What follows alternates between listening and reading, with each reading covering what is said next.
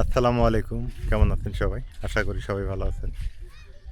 নদীর পাড়ে আসছি নীরবে কিছু কথা বলার জন্য। অনেকেই বলেন যে আপনাদের পারিবারিক ব্যাপারগুলো ভিডিওতে শেয়ার করবেন না, এটা খারাপ দেখায়, এটা খারাপ একটা ব্যাপার। কিন্তু আমি মনে করি যে আমি শেয়ার করলাম না বা আরেকজন শেয়ার করলো না, আরেকজন শেয়ার করলো না, বাংলাদেশের প্রতিটা পরিবারই মানে 80-90% পরিবারই সমস্যা। আর এই সমস্যার কথা যদি শুনতে যান, একটাই সমস্যা, সেটা হলো কি জানেন? বউ শাশুড়ির সমস্যা। বউ শাশুড়ি মেলে না, মানে বউ শাশুড়িকে মা হিসেবে মানবে না, আর শাশুড়ি মানে ছেলের বউকে মেয়ে হিসেবে মানবে না। আচ্ছা, কিন্তু অথচ এই বউ শাশুড়ি কিন্তু সবসময় বাড়িতে থাকে, বেশিরভাগ সময় এই বউ শাশুড়ি বাড়িতে বেশি থাকে। তো যাই হোক, যেটা কথা আপনারা সবাই জানেন আমার পরিবারে কি সমস্যা। এর আগেও বলছি, অনেকে আমার খারাপ ভাষাও গালাগালি করছেন কমেন্টে, অনেকে ভালো বলছেন, কিন্তু কথাগুলো বলার দরকার, না বললে নয়।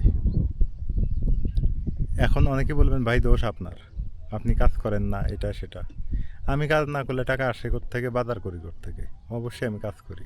এখন অনেকে বলবেন যে আপনাকে মানুষের সাহায্য করে, মানুষের সাহায্য করে একদিন 2 দিন, কিন্তু 12 বছর তো আমাকে খাইতে হয়, 12 মাস তো আমাকে খাইতে হয়। মানুষ দিল 10,000, 20,000, 30,000, কিন্তু আমাকে তো খাইতে হয়, চলতে হয়। এই টাকা আস থেকে, অবশ্যই আমি ইনকাম করি।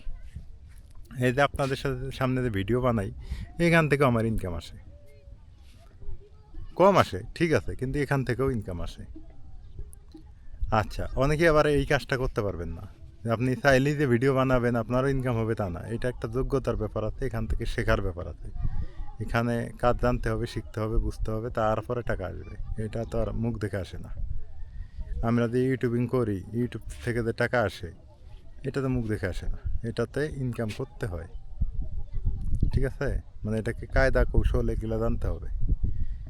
তো এখন কথা হলো যে একটা ছোটোখাটো চাকরি, যেমন 20-30 হাজার টাকার চাকরি, ওই রকম আমরা টাকা পাই এখান থেকে। এই জন্য চাকরি করি না। আজকে গোপন কথাটা ফাঁস করে দিলাম। ইউটিউব থেকে কত টাকা পাই মাসে, আপনাদের গোপন কথাটা বলে দিলাম যে 20-30 হাজার টাকা পাই আমি। তো এইটা হলে তো আমার গ্রামে থেকে সংসার আরামে চলে। তো যা হোক, ওইদিকে যাই না। কথা হলো যে আমি বাজার করি, আমি সব কিছু করে দিই, ওনারা শুধু রান্না করবে আর খাবে। এখানে ঝগড়ার কি আছে?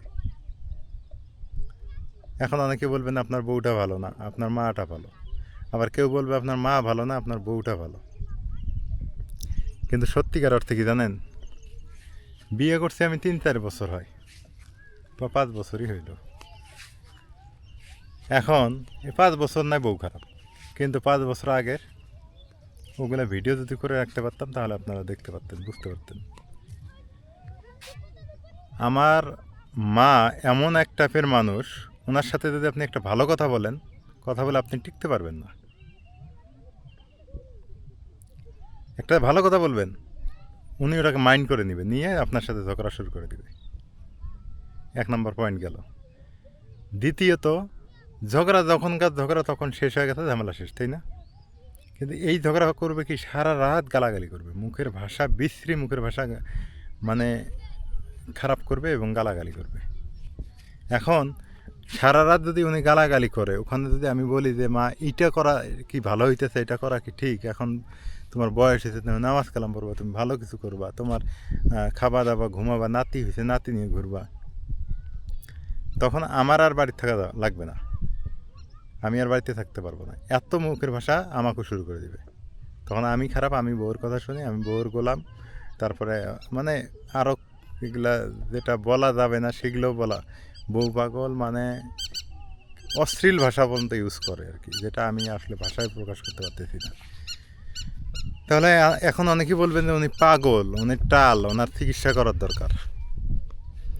উনি আসলে তো পাগলও না, উনি সব কিছু চেনে, টাকা পয়সা চেনে, মাঝে মাঝে ফেরেস্তার মতো কথা বলে, মাঝে মাঝে খুব ভালো।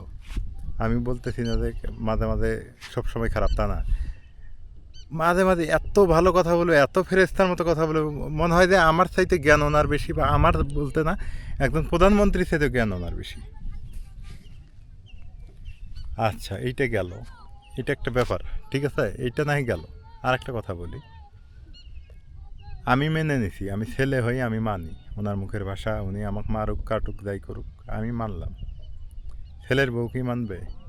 আচ্ছা না, নাজমিন মেনে নিল, বা নাজমিন মেনে নিল না, আমার ওয়াইফ মেনে নিল না, আমি আর একটা বিয়ে করে আনলাম, ওনাকে তো মানতে হবে, উনি মেনে নেবে।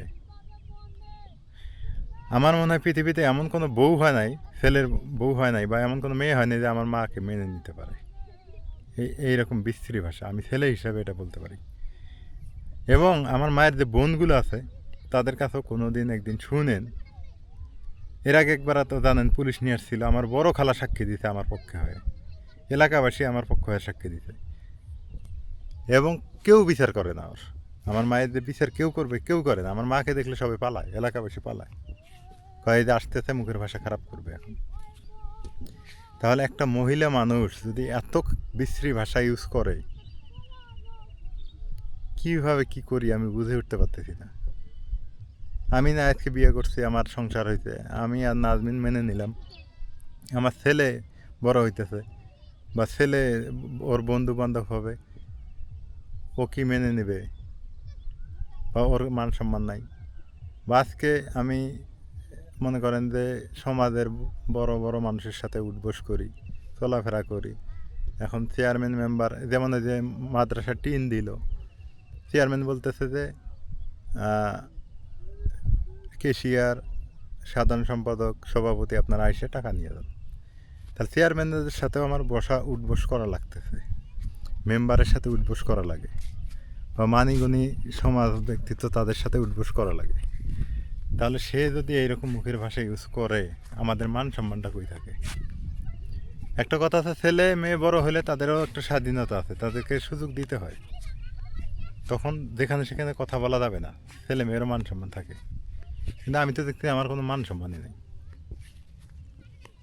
আচ্ছা যাক, মান সম্মান না থাকে নাই, মা হয় ছেলেকে বকাঝকা করুক যাই করুক, কিন্তু এলাকাবাসীকে যখন বকাঝকা করে, এলাকাবাসীর সাথে মারামারি করতে যায়, আজকে যেমন, আজকে কিন্তু কালবৈশাখী ঝড় হয়েছে আমাদের এখানে, সকালবেলা উনি লাকড়ি ঘুরাতে যাবে, আমি কিন্তু লাকড়ি কিনে রাখছি, যে আমার মাকে আমি কষ্ট দেবো না, লাকড়ি আপনারা দেখেন আমি কিনেও রাখছি মাথা ভর্তি করে, কিন্তু উনি দুই একটা লাকড়ি কুড়াবে, আজকে কুড়াইতে গেছে, এমন ঝগড়া লাগছে প্রায় মারামারি পর্যায়ে চলে গেছে, একে মারামারি পর্যায়ে চলে গেছে। তাহলে এইভাবে আমি আমি আমি কি করি? আমার না আসলে, আমার মনে হয় পৃথিবীতে এমন মা আছে কারো, আমার মনে হয় না।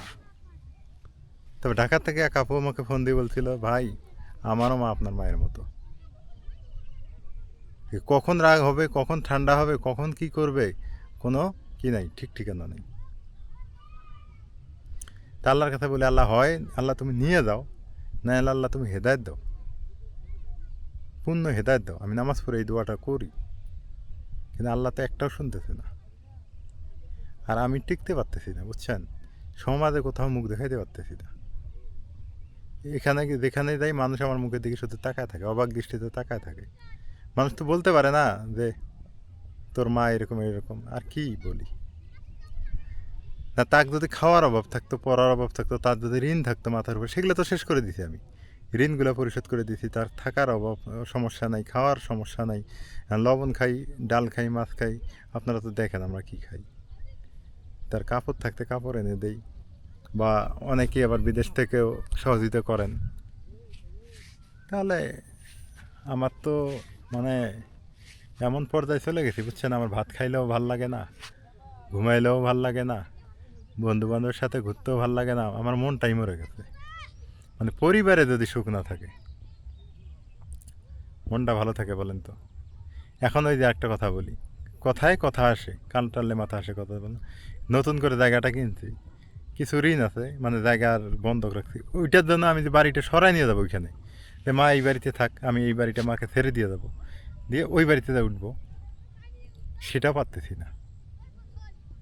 যা কামাই করি খাওয়া দাওয়া করতে হয়। এখন ক্যাশ ক্যাপিটাল, অনেকে বলেন যে আপনারা যে মাছ খান, হ্যাঁ, যে মাছ মাংস যে ভালো মন্দ খান, টাকা জমবে কোত্থেকে? গোপন কথা কি জানেন? ব্যবসা। আমরা ইউটিউবিং করি, এটা একটা ব্যবসা। এখান থেকে যদি বেশি ভিউ হয় বেশি টাকা পাবো, কম ভিউ হলে কম টাকা পাবো। তাহলে মাছ মাংস যদি একটু বেশি দেখাই তাহলে একটু বেশি টাকা আসে, আর যদি কম দেখাই তাহলে টাকা আসে না। তারপরে দেখবেন অনেকেই বাজে কমেন্ট করবে, এই কথাগুলো শোনার পরও বাজে কমেন্ট করেও দিবে, যে মায়ের নামে গিবত গান, আপনি আপনি ভালো লোক না, এটা সেটা। কিন্তু গিবত না, সত্য কথা যদি গিবত হয় তাহলে গিবত কোনটা? আমি তো এটাই বুঝি না। আমি সত্য কথা বলতেছি, এটা যদি গিবত হয় তাহলে গিবত কোনটা? তো ওই আমার এখন চিন্তাধারা হলো যে বাড়িটা ওইখানে নিয়ে যেতে পারলে আমার মনে হয় যে একটু একটু দূরে গেলাম। আর আমার মা বলছে আমার সাথে যাবে না। দেখেন কেমন মা, আমার সাথে সে যাবে না, আমার বাড়িতে থাকবে না, এই বাড়িতে থাকবে। তো ঠিক আছে, তুমি এই বাড়িতে থাকো, এই বাড়িতে থাকো, তাও ভালো থাকো, আমি ওই বাড়িতে থাকবো, তোমাকে টাকা দেবো, মাসে মাসে টাকা দেবো, তুমি খাবা, শেষ। এটা হচ্ছে আমার প্ল্যানিং। কিন্তু আমি জায়গাটাতে যাইতে পারতেছি না, ঋণে পড়ে আছি। ওই জায়গার ছুটেতে গেলে 2.5 লক্ষ টাকা লাগে, আবার ওই বাড়িতে গেলে মাটি কাটতে হবে। তা মাটি কাটা নাই, পরে করলাম, আস্তে আস্তে করব। কিন্তু তো যা হোক, সবাই ভালো থাকবেন, আমার জন্য দোয়া করবেন। আমি টেকেল দিয়ে আছি, টেকেল বোঝেন? আমি ধৈর্য ধরে এত দূর এখনও আছি, জানি না কবে কি হবে তাও বলতে পারি না, কিন্তু ধৈর্য ধরে আছি। কিন্তু অন্য অন্য পরিবারের সন্তানরা এমন যদি হয়, ধৈর্য ধরতে পারবে কি না আমি জানি না। আমি অনেকেরই অ্যাক্সিডেন্ট হয়, অনেক ছেলে মেয়ে অ্যাক্সিডেন্ট করে বসে। আমি বলি যে কিসের দুঃখ তোমার, অ্যাক্সিডেন্ট করো, মাঝে মাঝে ভাবি। কিন্তু এখন দেখি যে দুঃখ আছে, দুঃখ আছে, সেম দুঃখে আমিও পড়ে গেছি। যে আমার মনটাই নাই, আমার মনটাতে ভালো থাকবে সেটাই নেই এখন, এত কষ্টের মধ্যে আছি আমি। আপনাদের সাথে শেয়ার করা একটা কারণ, একটা উদ্দেশ্য আছে, সেটা হলো যে আপনারা যারা মা আছেন অবশ্যই সন্তানদের সাথে ভালো ব্যবহার করবেন। সন্তানকে আপনি টাকা দেন বা না দেন সেটা না, আপনি ভালো একটা আচরণ করেন, ভদ্র ব্যবহার করেন, দেখবেন আপনার সন্তান ভালো হওয়ার চেষ্টা করবে। আপনারা যারা বাবা আছেন অন্তপক্ষে সন্তানের মাথার উপরে ছায়া হয়ে থাকেন। আমাদের মতো ভেসে যাওয়া বা রাস্তায় পড়ে থাকার মতো অবস্থা আমার। আমার তো টোকাই হওয়া কথা ছিল, যে সত্যি কথা, কিন্তু নিজের চেষ্টা আজকে এত দূর আসতে পারছি। আমার এই ভিডিওগুলো আমার আত্মীয় স্বজনও অনেকেই দেখে, আমার গ্রামবাসীও দেখতেছেন, বা বিদেশ থেকেও দেখতেছেন অনেকেই, দেশ বিদেশ থেকে। সত্য কথা না বলবো আমি, বুঝছেন? এতে অনেকে আমাকে ছোট মনে করতে পারেন, কিন্তু এটা ছোট ছোট কথা না, এটাই হচ্ছে আসল কথা। সমস্যা তুলে ধরছি আপনাদের সাথে, সমস্যাগুলো তুলে ধরা। প্রতিটা পরিবারই সমস্যা আছে এরকম, কিন্তু কেউ তুলে ধরতে পারে, কেউ পারে না। আমি তুলে ধরার চেষ্টা করতেছি।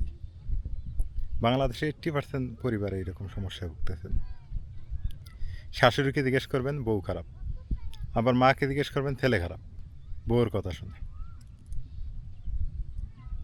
এটা চিন্তা করে দেখছেন একটাবার? যাই হোক, সবাই ভালো থাকেন। আমার মা আমার বাড়িতে নাই, আমার মা খালাদের বাড়িতে থাকে, ওখানে খায়, কিন্তু ওখানেও ভালো নেই, ওখানেও ঝগড়া করে বেড়ায় মানুষের সাথে, এবং আমাকেও বকাঝকা করে। কি করব, চুপ করে থাকবো, তাছাড়া তো করা কিছু নেই। কারণ বাবা নাই, বাবা থাকলে মাকে ঠিক করতে পারতো, বাবা যেহেতু আমার উপরে নাই, আমার মাথার উপরে নেই, মার পাশে নেই। আল্লাহ হাফেজ।